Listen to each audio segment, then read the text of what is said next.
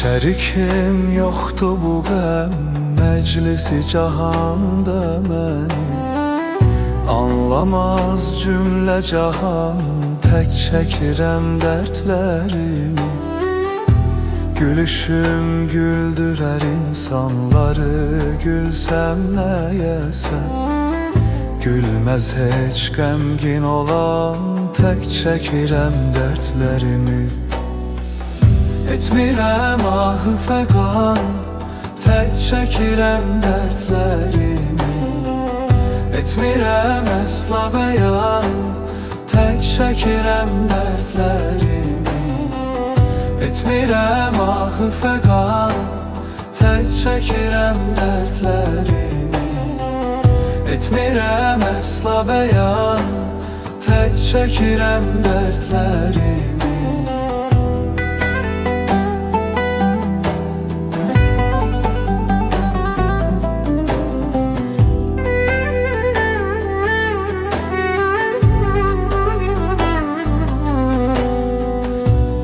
Vəfasız yar üçün məhv elədim gəncliyimi.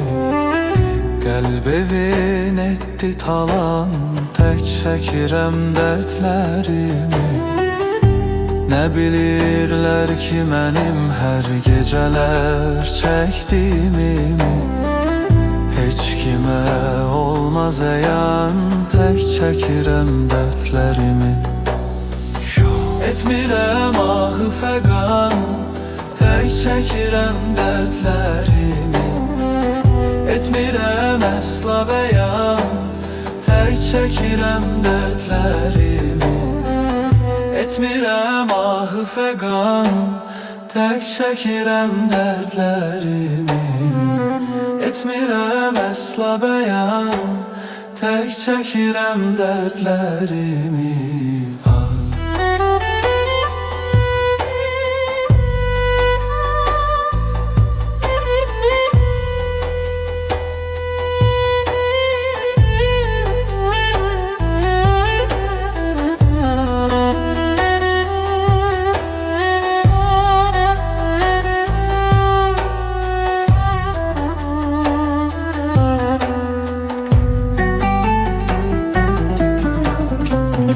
Etmirəm ahı fəqan, tək çəkirəm dərdlərimi.